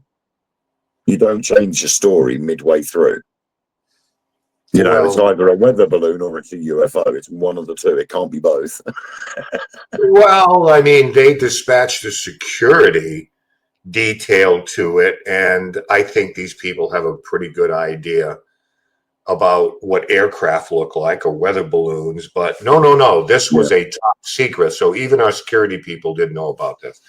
So we can kick that can down the road forever and ever and ever. But I think they still come to check on us. We're probably lucky at this point. But I think it is a combination of both. I think it's a combination of both myself. So I do want to bring George back in here because we're going to be wrapping this up, I know, shortly. So, George, thank you for indulging the both of us there for a little UFO talk. This is always fun. Well, Ken, before you go, I left the private chat in there, but I know you were engaged with the UAP stuff, to tell Wayne the story as quickly as you could about the box with wheels experience that you had with some of the spirits, because this is a good one, Wayne. This is right up your alley, what you were talking about. Well, I'll try to. In sum total, we were investigating a location that had been visited by Hans Holzer some decades ago, and the owner of the house had just purchased the property, And he had also purchased one of Hans Holzer's books. So while he's reading the book, he comes to chapter whatever it is. And he starts reading about this house in New England, which is where I am. I'm in Rhode Island. He's in Massachusetts. And he starts to realize about 3 pages in that the house that Holzer was talking about in the book is the one he just purchased within a couple of weeks. So he gets a little bit flustered about that. What is it that's going on here?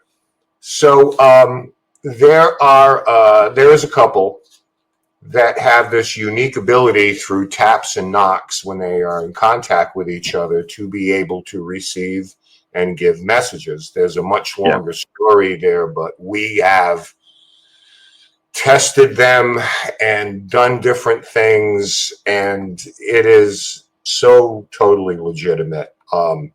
But moving past that, we decided that we were going to ask a question. I was actually asking the questions through them.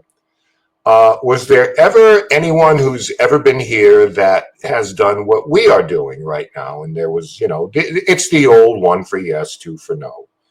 Yes. Did he have an accent? Yes.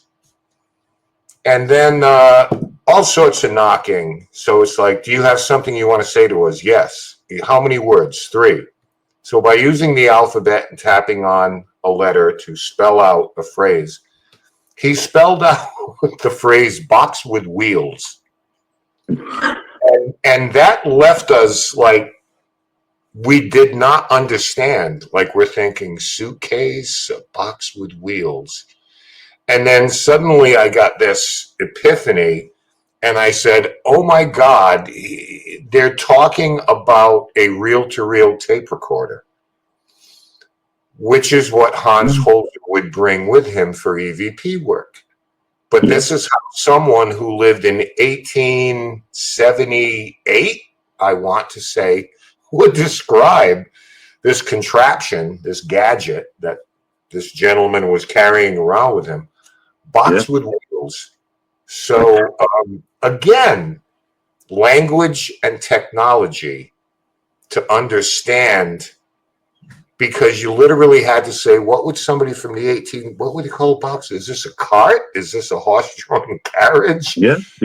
Running through all the possibilities, and then it came to, yes, Hans Holzer with the accent had a box with wheels. And that's important, because you get so many people go out there, whether they've been doing it for only a year, 10 years, 50 years. People have got a bad habit of going out and investigating with that one-track mind and saying, make this light up, do this to the app, do this to this. And you're like, hang on a minute, you need to ascertain what period they're from. Because if they're from the 1700s or the 1800s or even earlier, they're not going to know what an app is. They're not going to know what a mobile phone is. You need to be talking in their language so they can understand you more. Yeah, and I don't mean to minimize, because I understand generationally this is their template now. This is what they've grown up on. I mean, I was doing this. There were no cell phones, internet. There was none of that. But and that's all well and good. But I think, like you say, you also have to put yourself in a position of who exactly it is you're talking to, not to talk down or condescend, but to understand that you have to be creative in the way you're about to describe something that you're interacting with. And it takes a little bit of thought. It takes some effort. Yeah. We explain to spirits that, the K2 meter is a little black box that we'll put on the table, and it has little lights on it, and they go from green to red. Yeah. Can you make those lights light up? We don't ask them to go through the lights. We just say, can you make any of the lights light up? And just wait to see what happens. But the second somebody turns around to me and says, right, we're going to put a K2 on the table. And then they go, okay, spirit, we've put a K2 on the table. Make the lights light up. You're like, well, hang on a minute. This spirit's 150 years old, doesn't know what a K2 meter is. So you need to explain that thing. If I was the spirit, I'd end up throwing it off the table. What box? Exactly. Exactly. I'm glad you told them that story, though. I wanted to get you guys to share that, to be sure. But thank you for sharing that, Ken. I appreciate it. Very welcome. All right. I have a question, Wayne. Is there a UK equivalent to Gettysburg? Meaning an area where there were battles and it's a historical landmark now, and do you have the opportunity to go out and visit those locations? Or is it one of those things where it's taboo? There are quite a few places in the UK that go back to the British Civil War. But one in Colchester, which is where I live now, we have Colchester Castle and the Siege House. Both those locations are haunted. And we had the Siege of Colchester at the Siege House and Colchester Castle. So there would have been a lot of battles there. And Colchester is Britain's oldest recorded town and Britain's first city. And it goes right the way back to Boadicea and the Romans. So we've got a lot of history here in Colchester in Essex. But it's not just here. You've got Battlesbridge, which is in South Essex, but you've got so many battlefields right the way through up to Scotland. But it seems to me that paranormal investigators tend to stay away from open battlefields. You know, it's a free location. Really? So why not just wander the fields and see what you can feel? You know, Hastings, we had the Battle of Hastings in 1066. The fields there, what's left of the battle area, would be washed with spirit. It should be, because that was one of the biggest battles in British history. Right. But no one really does. No one really goes down to the fields in Hastings and go, I am standing where hundreds of people lost their lives in 1066. Myself and my Truth Beyond Paranormal team, we went to Aylesbury, and Aylesbury was known for the Viking rampage and the ransacking of Aylesbury by the Vikings. Wow. And we were wandering around fields and we were picking up on various energies. And we stopped at what's left of an old church that was built just after the actual rampage of the Vikings. And for some reason, I decided to open my star constellation app on my phone, and it uses the compass and the location settings so that it can position the stars in the right place. And I'm trying to map everything. And I pointed down just as somebody said about a Viking burial ship. And I pointed my phone down, and right underneath my feet was the constellation of a Viking longboat. I didn't even know there was such a constellation as a Viking longboat, but right underneath my feet, it was saying there was a Viking longboat. And I'm like, okay, this is really weird. And we've had the sound of clashing swords before, not knowing where to, we couldn't locate where the sound was coming from. We were going all over these fields trying to find where we could hear these swords. Just could not hear them. You know, we just could not locate where they were coming from. It was very strange. I'm a bit flabbergasted that it is not a focal point for investigate. If you unleashed 100 American paranormal investigators in the UK, a large percentage would want to hit those areas, because Gettysburg here is just one of the biggest hotspots in the country for people to go and investigate. So I'm kind of taken aback by that. Although, again, because of the depth and breadth of history in the UK and all of Europe, for that matter, everywhere else but the United States, you know, we've got maybe if we're lucky, 300 years of history here, Yeah. predating United States of America, and yours goes back thousands. And so it's just incredible to be able to reach back that far in time to make communication. Yeah. Is there taboo areas that, Um, as an example, Spook and Area Event says we won't touch that because it's sacrilegious? um, 9 times out of 10, the places we won't go are the places that aren't open to paranormal investigators. So the taboo areas are the places that will not allow paranormal investigators in. We wouldn't be able to go to Stonehenge. What? We can't go. We can't go to the Tower of London. You know, you're not allowed. You're not allowed into the bloody Yeah, tower at the Tower of London. yeah, that makes sense. But And Stonehenge? there is a spirit there in the Tower of London. But you could go to Stonehenge as a visitor and walk around the Stonehenge during the day, and you could pick up the feelings of the energy and things like that. You would not be allowed to be there at night. Wow. You would not be allowed.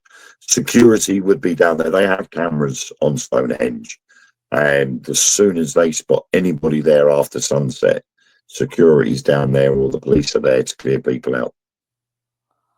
Wow. I'm blown away by that.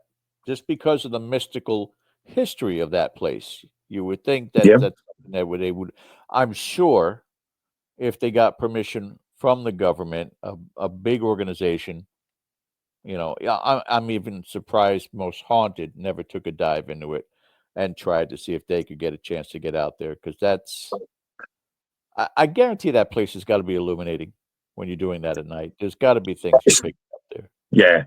I mean, Wiltshire itself is it's quite a paranormal hotspot. There's been a lot of UFO sightings over in that area. Crop circles, the majority of the crop circles in the UK have been generated in Wiltshire.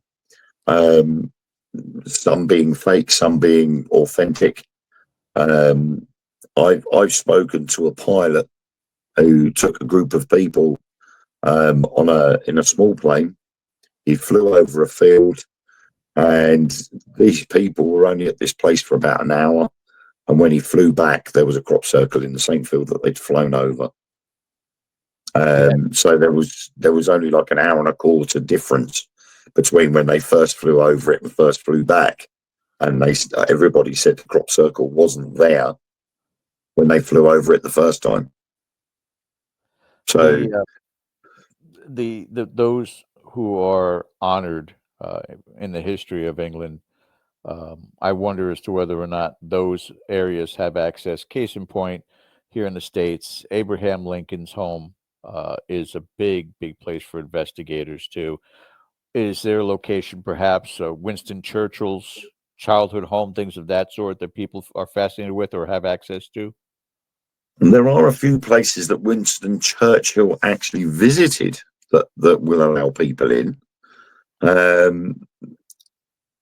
there don't seem to be many people that will actually do a full paranormal investigation in these places. I mean, to be honest, I've never even thought of it. I've actually stayed in a big manor. It's turned into a hotel now.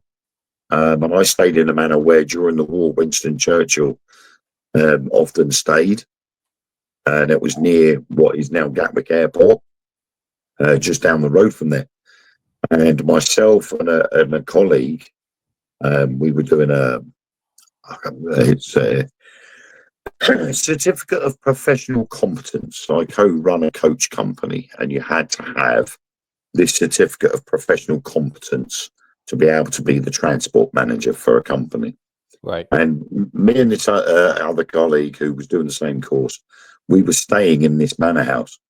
And you can't smoke in hotels. No one's allowed to smoke in any hotel in the UK. Right. And we were like, okay. And then we were down this dead end corridor, and we were in the last two rooms on that corridor. And every night for the 4 nights we were there, we kept hearing footsteps coming down the corridor and it almost as if it stopped in the room next door to mine. But no sooner had we heard the footsteps stop, we could smell strong cigar smoke. Winston Churchill. After the first night, we said, right, the second we hear the footsteps, straight out the door. The guy I was with, he refused to do it. He didn't want to have no part of it. I think he was scared, genuinely. And I heard the footsteps. He knocked on my wall to say he could hear them. So I've opened my door. Nobody there. But all I got was this waft of cigar smoke straight down the corridor into my face. And I'm like, nah, this isn't right. So the third night, we waited to hear the footsteps. This time we both came out of our rooms. We both ran down the corridor to the end where the main corridor was to the rest of the manor. And there's no one there. And yet all we could smell was cigar smoke. And we asked the people that run the place, and they said, oh, yeah, that's okay. And that was when we found out that Winston Churchill stayed there. And I'm like, that explains the cigar smoke. Wow. Yeah, I can only imagine, again, talking about just recent history and the bombings that London suffered during World War II, all of England for that matter, that it's, one of the taboo areas for us, without question, is Ground Zero in New York City. Yeah. You don't touch it. That's just not something you mess around with. Yeah, I think there are people that do, but it's... Yeah, I mean, people have said to me, would you ever go to Auschwitz? And my simple answer to that was no. I will never investigate somewhere like Auschwitz. I find that very disrespectful. And I was quite upset and angry when I saw pictures on the internet of people standing outside the gates and going, hey, and smiling. That's not a place where you do that sort of thing. If they want to stand there and wave and smile and make faces or make silly notions, then they can go to any circus around the world and do that. Somewhere like Auschwitz should never be disrespected like that. So I said, I would go and I want to visit Auschwitz, but I wouldn't want to go there to investigate it. I would want to go there to respect those that were there, and just get a feel of the place, and that's it. When I was living abroad in southern Bavaria, I went with family who were visiting me from the States to Dachau concentration camp, and it is awe-inspiring, and it is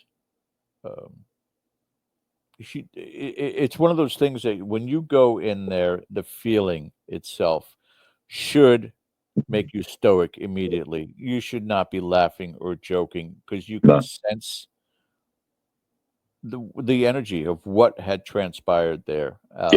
And if that didn't do it, just walk into the main area and they'll see the pictures. To be there laughing and smiling and throwing up a peace sign, that would anger me to no end.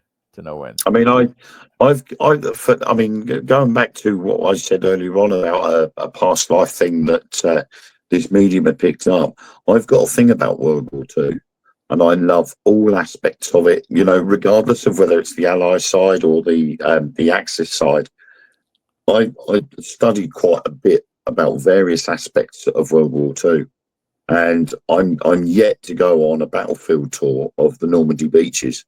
Something I've always wanted to do. Sure. And I'm just waiting for my oldest son. He's due to have a hip operation, so I'm waiting for my oldest son to have all that sorted.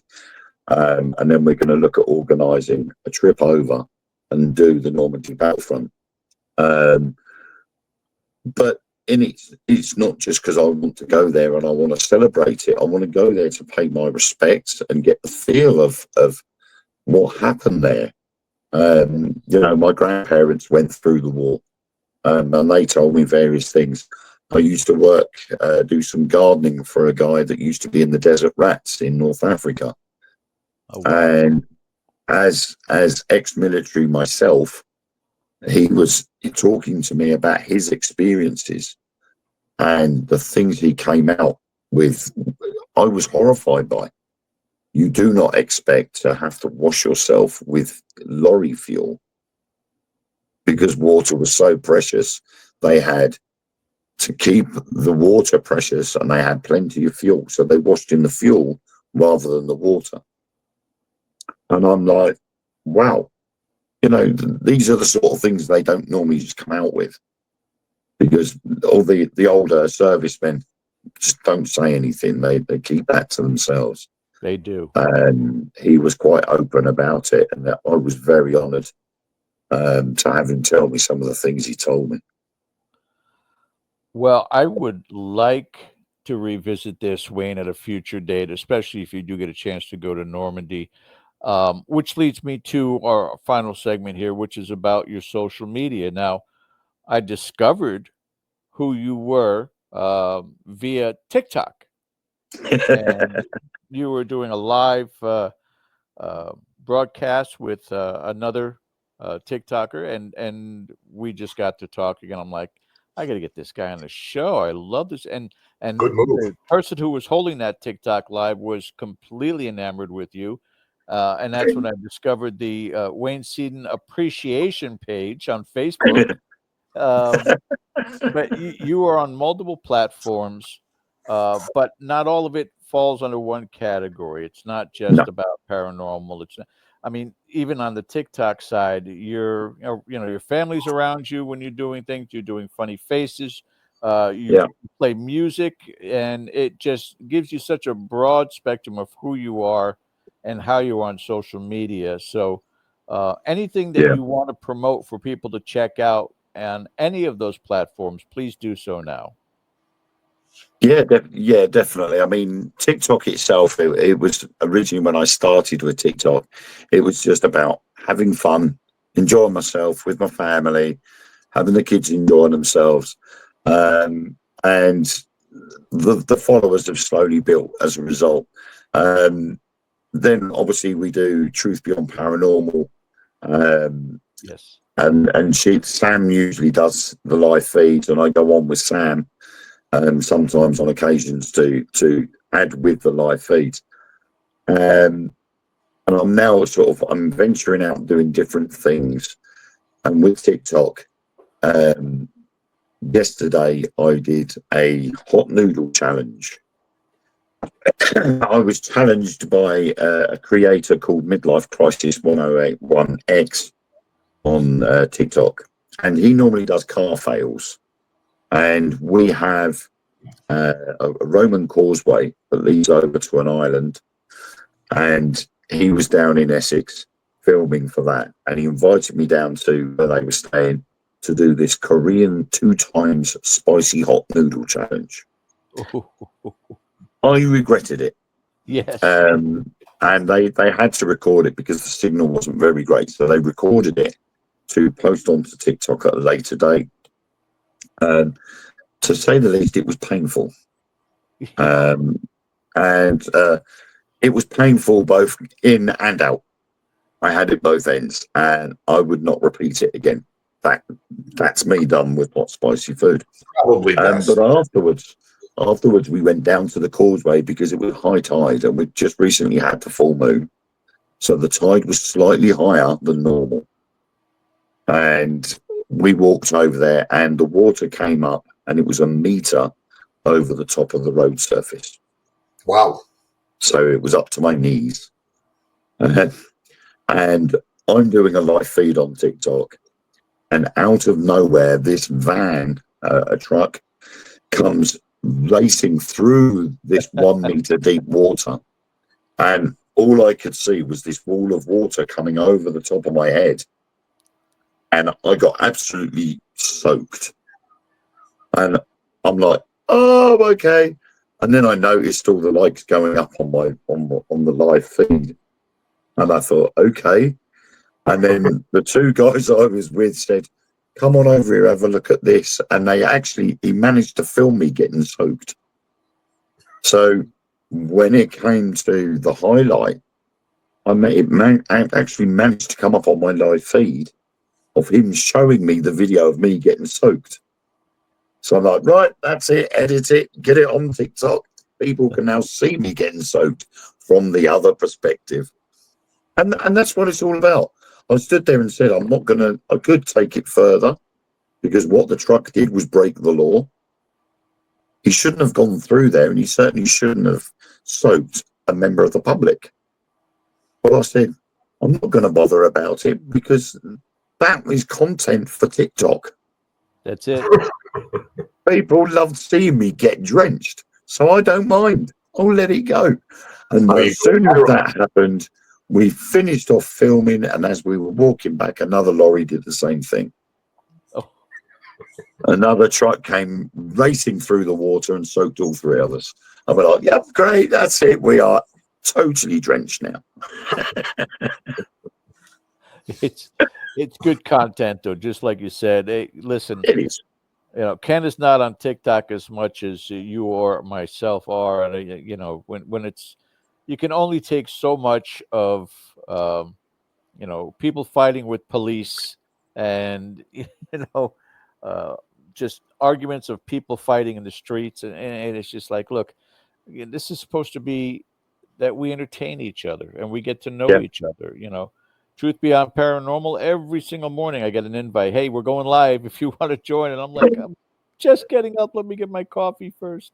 Yeah. But it's that cohesiveness of people that it's designed and meant to be. And so that created this miracle to have you join us today. And I hope that it means it's the beginning of a relationship where we can come back and forth and visit and talk about upcoming things that you're doing, or just talk topic in the paranormal. We really appreciate it. Yeah, definitely. So thank you so much for joining on behalf of Ken DaCosta and myself. That is problem. the end of our show tonight, guys. We'll see you again next time. Until then, thank you so much for watching. Have a good night. Take care. I see her rolling up, Uber black Cadillac, high heel boots and a sexy body full of tats. Baby's bad, oh baby's hella bad. After her there ain't no coming back. Wanna take a run at that. I think she's feeling me, turn it up a few degrees. My imagination of her body gets the best of me. Oh gosh, she's such a tease, bitten lips,